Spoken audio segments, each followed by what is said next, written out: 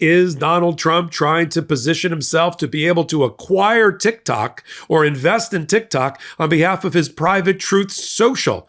Doesn't that violate the constitutional emoluments clause? Wouldn't you like to know? And we're going to talk about it on Legal AF, the After Dark edition. Take a look at our discussion of the Supreme Court case that's going to be heard on the 10th of January and Donald Trump's efforts to intervene as the president-elect to try to negotiate some sort of business deal. You know what that means? Putting money in his pocket. At least that's our view. Take a listen.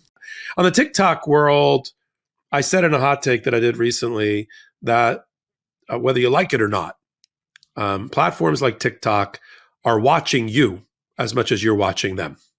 And they're getting from you not just information and from, let's be frank, the children of America. I mean, it's a lot of, 12 to 30-year-olds who are using and on TikTok on a regular basis. I haven't seen the demographic breakdown of it, but there's adults, of course. There's people that are in their 30s, 40s, and 50s and beyond that are on there. But there's that sweet spot of the demographic. And they're not only making videos, but they're filling out forms. They're participating in surveys. They get a link to something like, hey, do you want to see what you'll look like when you're 50 years old? Upload a photo. And you're like, yeah, I want to see that. You upload a photo. And now, because TikTok is ultimately owned and controlled by the Chinese Communist Party through ByteDance, you've now given to the Chinese and the Chinese military and their military-grade computing and weapon systems a face recognition database, and you're helping their AI by doing that. You think it's fun. Hey, look what I look like when I'm 50. But I'm not sure I want to do that one now, but maybe. So there's all these different ways for them to collect data from you and just, as you said earlier, surveil on Americans. It's not just an innocent platform where kids do challenges and, all get together and do some sort of flash mob or a dance move in a new craze. It's not. It's more nefarious and insidious than that, and because it's in the hands of our enemy.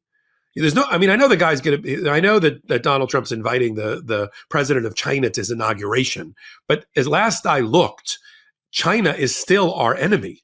Not just our frenemy or our co-superpower, just like Putin is. You wouldn't know it by the way Donald Trump acts, because he treats these people, like, it would be like, how do I put this? It would be, there's a new Superman movie coming out, and I saw the preview for it. It'd be like Superman sort of hanging out with Lex Luthor and all the other people, because, we're all sort of superheroes. And so, no, I mean, they are the red menace. They always have been, and they want to wipe out our way of life and our democracy and undermine our ability as the leaders of the Democratic brand worldwide to have moral authority.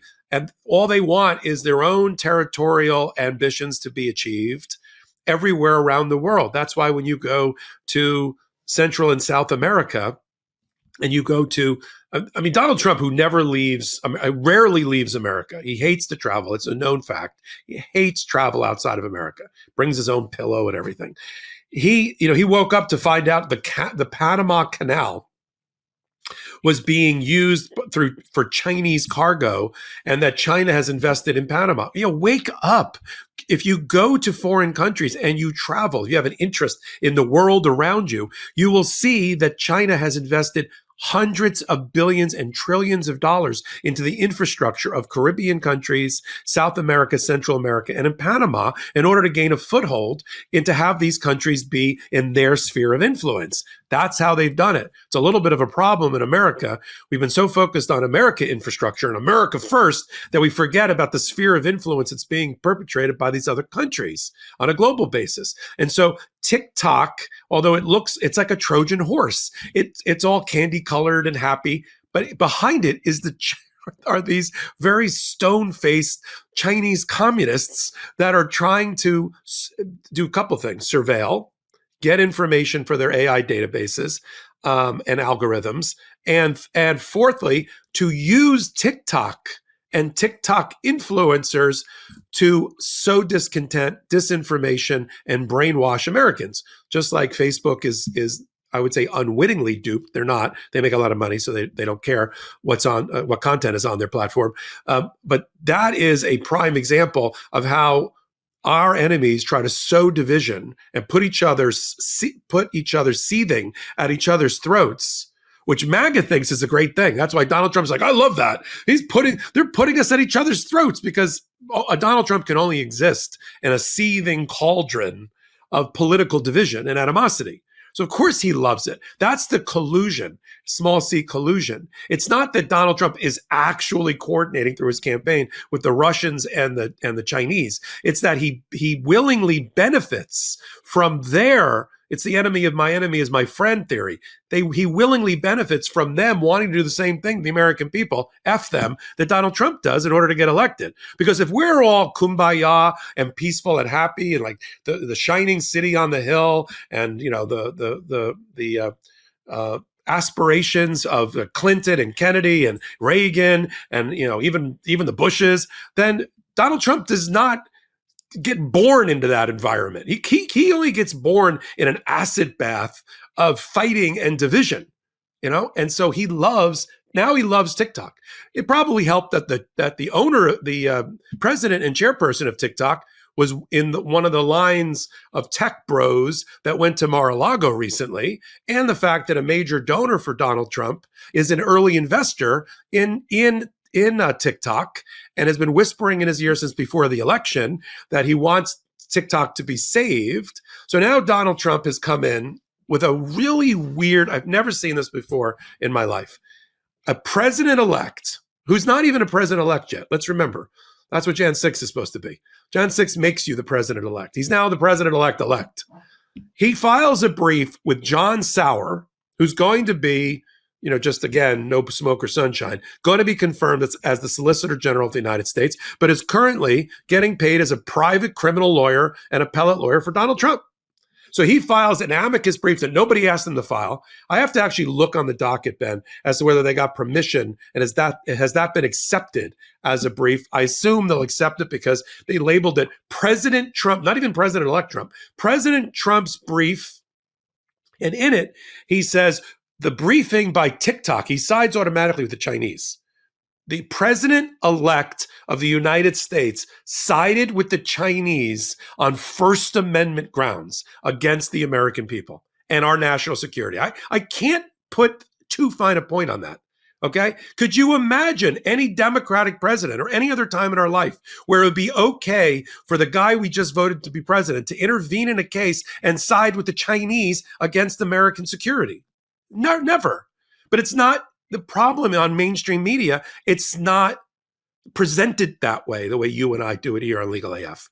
It's always this, as you like to call it, this both sidesism. Oh, it's interesting. Today there was a brief filed by President Trump with John Sauer in which he didn't take a position on the First Amendment. Not true. He took a position on the First Amendment. He sided with the Chinese, if you actually took the time to read the brief, and saying that he's got the business acumen to solve the problem. Okay, next, Bill, how's our weather in the Midwest? I mean, that's how they report. Read the effing thing.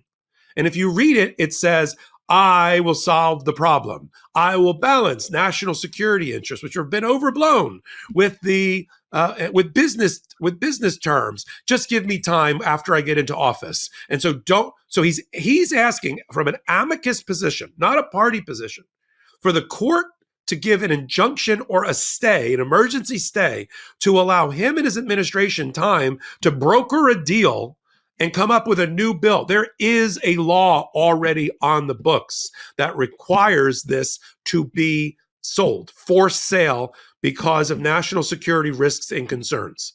Okay, that is the law.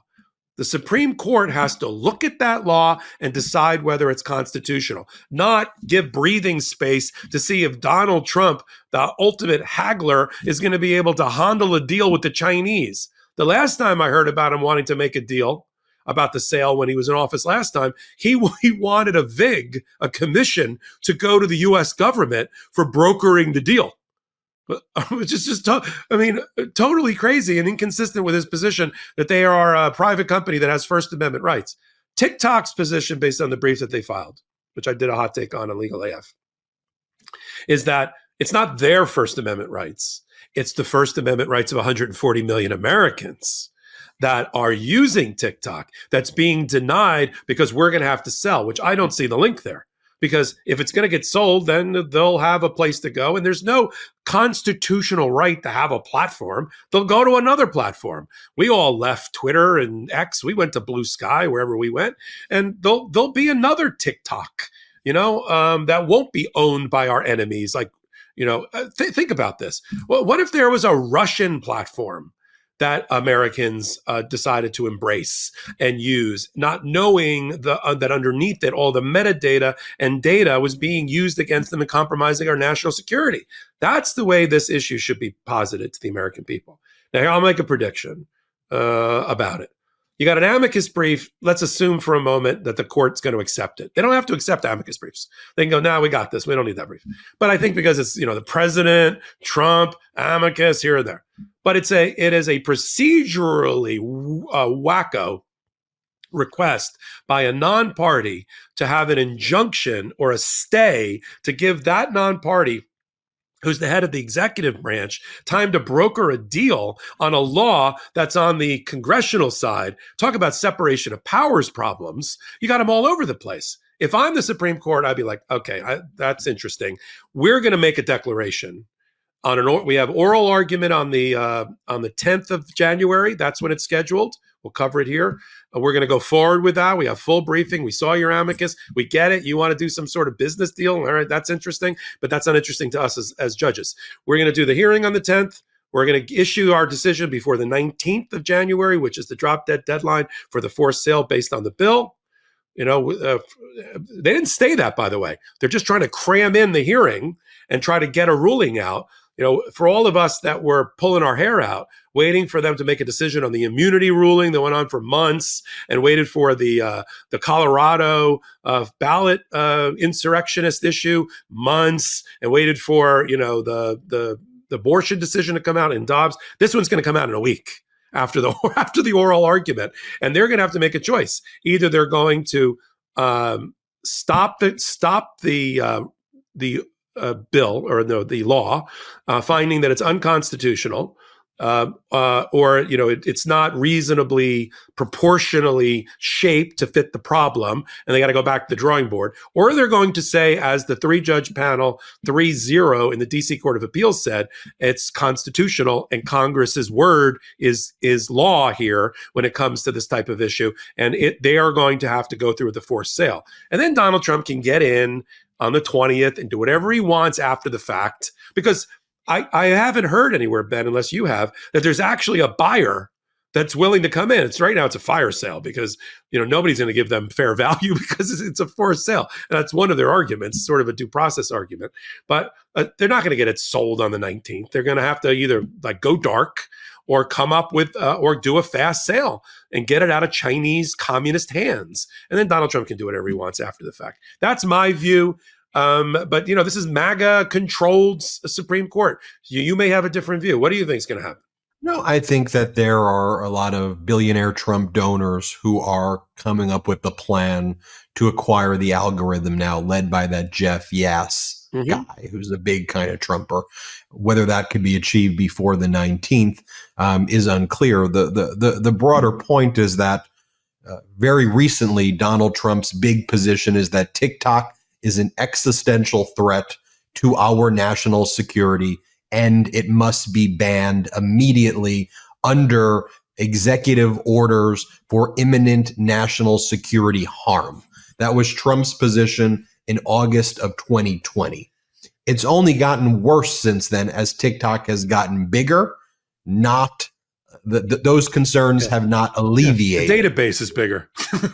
Now, the Congress made a similar finding. Now, I like TikTok. I enjoy, before going to sleep, I look at TikTok. I watch these silly videos that the algorithm sends me. Now, that enjoyment, that liking of the platform, I have to at some point know that there are areas and issues in national security law beyond my layperson's purview of what's taking place here. And when you can get Congress in a bipartisan way to agree this thing is really a threat, I think that needs to be taken, seriously. I got a question. Do you think Trump could or would buy it for Truth Social? I think that would not shock me if part of he would not have the funds to do it himself. But would it shock me that part of his plan behind the scenes to buy time is to make Truth Social an equity partner in the capital stack that ultimately acquires the algorithm with Jeff? Yes. I have zero doubt in my mind that that's something that he would be willing to do. And in my opinion, it's something that, to your point, that he's probably exploring how to get Trump media through the value of his shares right now, to have those shares acquire the algorithm. He wouldn't be fully able to do it, but in concert with another capital stack of other investors, absolutely, to turn a valueless Truth Social, even though on paper it has value because the MAGAs buy the stock, and acquire something of real value in TikTok. And then we'll have an emoluments fight in court about whether he's just benefited himself as the president, lined his pocket with a business. Exactly. And that goes back to the original point I made with DBD. Democrats need to be Democrats, and ABC always be campaigning.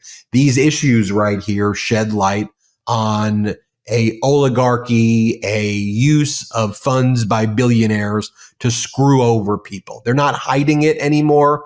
I thought it was pretty clear before, but they ain't hiding it. And Democrats need to realize that they need to get out on all the platforms, the same way President Biden did an interview here on the Midas Touch Network, and he led the way. You need to get out there and you need to message this to the American people each and every day. And one of our roles here at Legal AF is, again, in just reporting on the facts, to show you what's going on, to show you the legal structures, how our legal system's under attack, what can be done, what can't be done, what may be able to get done. And we're going to keep doing that every week with you. Welcome back. TikTok, Trojan horse, or just a fun place to idle away some hours on social media. You be the judge. Come visit us on Legal AF, the YouTube channel, full-length podcast Wednesdays, Saturday nights, 8 p.m. Eastern time, this YouTube channel. And then I got a new show, Popak Live, on Tuesday nights at 8 p.m. Just me answering questions, giving answers, commentary and analysis like you've come to expect from me without blowing smoke or sunshine. Tuesday nights, 8 o'clock, 8 p.m. Popak Live. Then on... we have a new channel, Legal AF, the YouTube channel. That's another way to support us. Come over there, hit the blue subscribe button, and help us with some great, amazing new content that I curate over on the Legal AF channel. So until my next Legal AF contribution, take a moment, though. Just one last comment. Take that clip, send it off to people in your life. Ask them to join the Legal AF journey as part of their own. I really would appreciate it. So until my next hot take and my next Legal AF contribution, I'm Michael Popak. In collaboration with the Midas Touch Network, we just launched the Legal AF YouTube channel. Help us build this pro-democracy channel where I'll be curating the top stories at the intersection of law and politics. Go to YouTube now and free subscribe at Legal AF MTN. That's at Legal AF MTN.